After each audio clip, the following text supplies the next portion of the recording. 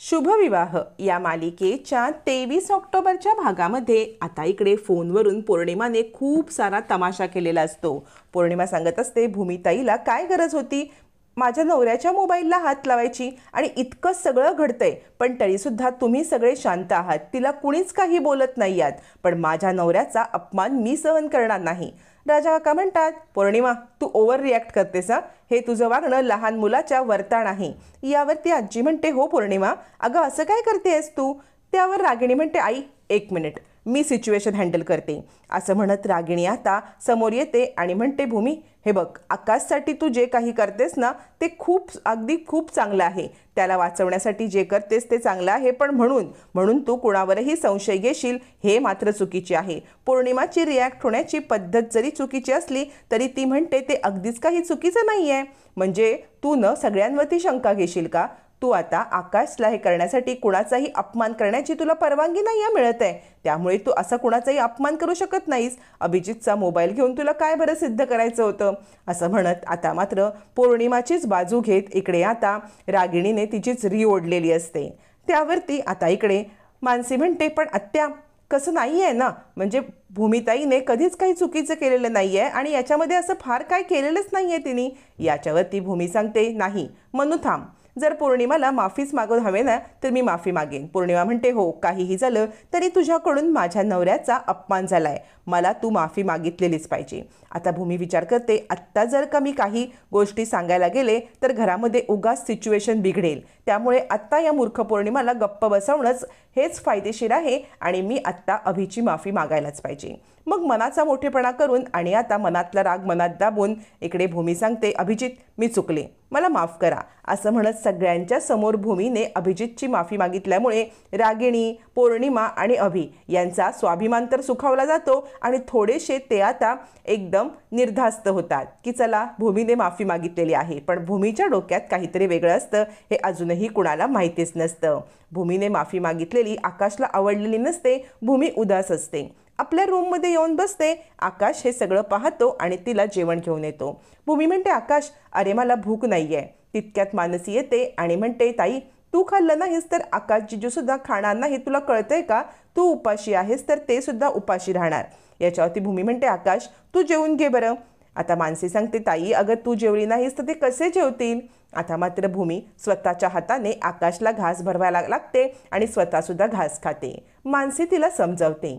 इकडे आता रूममध्ये आल्यावरती रागिणी म्हणत असते म्हणजे ज्या अर्थी भूमीने तुझा मोबाईल चेक केला ना अभि, त्या अर्थी तिला तुझ्यावरती संशय आलेला आहे, तुला कळतंय का? आता ती त्या सोनलचा माग घेणार, सोनल काय करते कुठे आहे या सगळ्याचा ती शोध घेईल आणि त्यानंतर तिला जर सत्य समजलं तर मात्र सिच्युएशन खूप विचित्र होईल।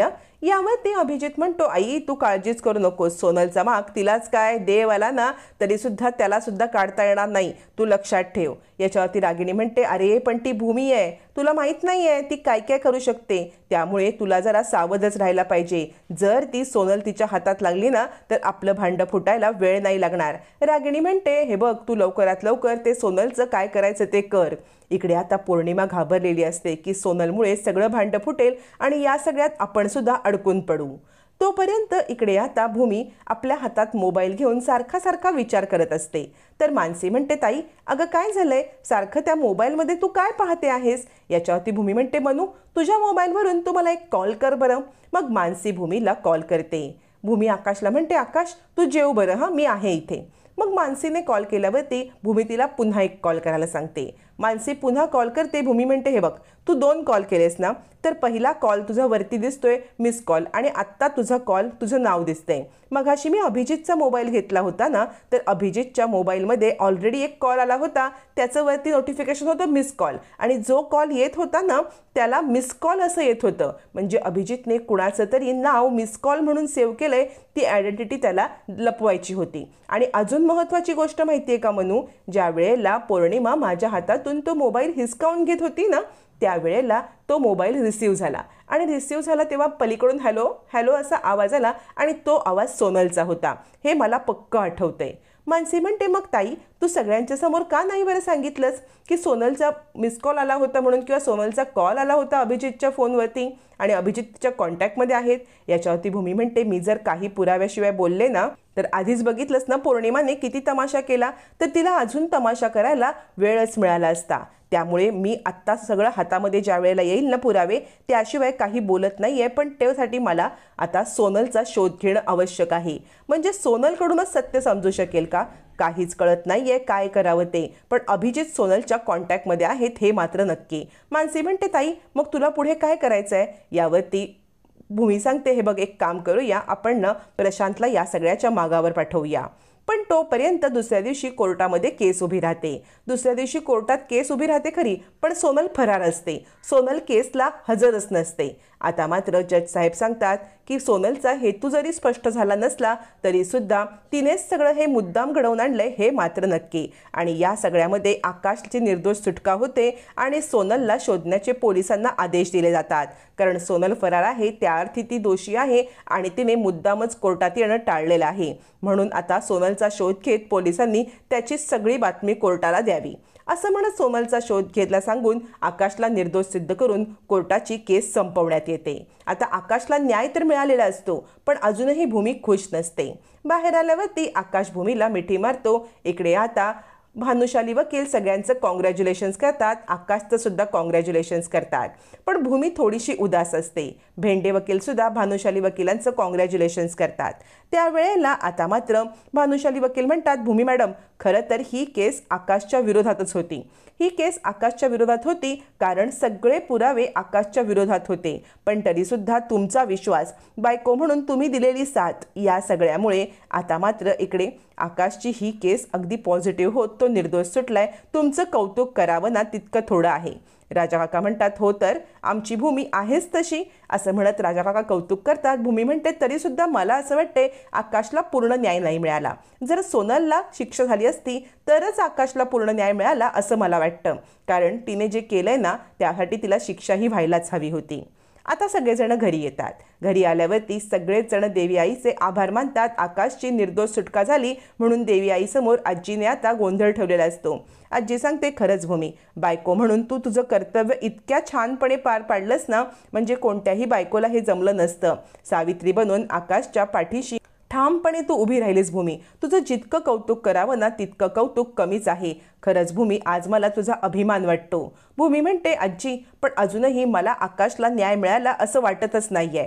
याच्यावरती आजी म्हणते, का ग काय झालं? आजीला भूमी सांगते, आजी म्हणजे मला असं वाटतंय की ती सोनलने आकाशला अडकवलं. तिला शिक्षा मिळायला हवी होती की नाही? तिला शिक्षा जोपर्यंत मिळत नाही ना तोपर्यंत आकाशला न्याय मिळेल असं मला वाटतच नाहीये. राजा काका म्हणतात, पण भूमी आज तू जे काही केलंस ना ते योग्य केलंस. याच्यावरती भूमी सांगते, मला न अजूनही असं वाटतंय की काहीतरी माझ्या सेवेमध्ये कमी राहिलेली आहे आणि या सगळ्यामुळे आईने मला अर्धवट न्याय दिला. सोनलला जर शिक्षा झाली असती तर मला पूर्ण न्याय मिळाला असता, पण मी गप्प बसणार नाहीये. याच्यावरती रागिणी चवताळून उठते. आता ही नवीन काय नाटक करणार? रागिणी म्हणते, भूमी एक मिनिट, काय चाललंय तुझं? न्याय नाही मिळाला, न्याय नाही मिळाला. कोर्टाकडून न्याय मिळालाय ना, मग आता काय त्या सोनलचं? असं म्हणत रागिणी चिडते. कारण सोनलला शोधलं तर आपलं भांडं फुटणार हे मात्र रागिणीला अचूक माहिती असतं. त्यामुळे रागिणी चिडते आणि म्हणते, भूमी तुझं हे अति झालं हा. कोर्टाकडून नाही, हे नाही, ते नाही, तुझं हे वागणं मला पटत नाहीये. भूमी सांगते, नाही आत्या, जोपर्यंत सोनल भेटत नाही ना आकाशला न्याय मिळत नाही आणि मी सोनलचा शोध घेणार. मग रागिणी म्हणते, म्हणजे तुला माहिती आहे का सोनल कुठे आहे ते? भूमी म्हणते, तसं नाही, मला माहीत नाही आहे, पण मी शोध घेणार. आणि ती रागिणीला सडेतोड उत्तर देत असते. आजी म्हणते, भूमी तुला जे योग्य वाटेल ते कर. खरंच तू जे करशील ना ते आकाशच्या भल्याचं आहे याची मात्र मला खात्री आहे. असं म्हणत आजी रागिणीच्या विरोधात जात भूमीची साथ देते आणि आता गोंधळाला भूमीला न्याय मिळणार असतो. आजी म्हणते, चला बरं हा वाद राहू दे, आपल्याला जागराची तयारी करायची ना. भूमी, गोंधळाची सगळी जबाबदारी तुझ्याकडे आहे की नाही? मग तुला लवकरात लवकर आता रघुकडून चौरंग काढून घ्यायला पाहिजे आणि सगळी तयारी करायला पाहिजे. वेळ नाही आहे आपल्याकडे. असं म्हणत आजी विषय बदलते आणि गोंधळाची तयारी करण्यासाठी भूमीला सांगते. रागिणी मात्र विचार करते, शोध शोध, सोनलला शोधायचं आहे ना, शोध, मी पण बघते सोनल तुझ्या हातात कशी लागते ते. आता भूमी देवासमोर दिवा लावते आणि देवी आई या सगळ्यामध्ये आकाशला न्याय मिळवून देण्यासाठी मला प्रयत्न कर असं सांगते. तोपर्यंत प्रशांतचा कॉल येतो आणि प्रशांत आता भूमीला सोनलच्या बद्दल सांगतो की सोनल गायब आहे, पोलीस पण तिला शोधतायत, पण ती कुठे आहे मला माहित नाहीये असं म्हणत जी माहिती प्रशांतला मिळालेली असते ती माहिती तो भूमीला देतो. भूमी देवी आईसमोर पुन्हा एकदा गाणं गाते की काहीही झालं तरी त्या सोनलला मला शोधायची शक्ती दे, त्याशिवाय खरा गुन्हेगार पकडला जाणार नाही. आणि आईने भूमीचं ऐकलेलं असतं. ज्या दिवशी जागर असतो त्या दिवशी भूमी आता जागरणाचं सगळी तयारी करते आणि गोंधळाची रितसर तयारी असते. भूमी आणि आकाश दोघंच जण आता पूजेला बसणार. तितक्यात भूमी सोनलला वाचवायला पोहोचते तर अभिजित तिच्यावरती बंदूक घालण्याचा गोळी घालण्याचा प्रयत्न करतो. मग तिथलाच एक मोठा फ्लॉवर वास घेत ती अभिजितच्या डोक्यात घालते, त्याचं डोकं जवळजवळ फोडूनच टाकते. इकडे गोंधळाची तयारी चालू असते. भूमी आता अभिजितला फरफटत सगळ्यांच्या समोर आणते आणि चल, माझ्या नवऱ्याला त्रास देण्यासाठी हे सगळं केलंस ना, बोल, तुझी पाप तुझ्या तोंडाने कबूल कर असं म्हणत जमदग्नीचा अवतार घेत आता मात्र भूमीने सगळ्यांच्या समोर लाथाबुक्क्यांनी अभिजितला तोडवलेलं असतं. रागिणी समोरचा प्रकार बघतच बसते. सत्यापर्यंत भूमी पोचलेली असते आणि अभिजितची मारून मारून चांगलीच भयानक अवस्था करत सगळ्यांच्या समोर तिने गुन्हा कबूल करायला लावलेला असतो. अभिजित सगळ्यांच्या समोर गुन्हा कबूल करणार आणि भूमीला अखेर आकाशला न्याय मिळवून देता येणार.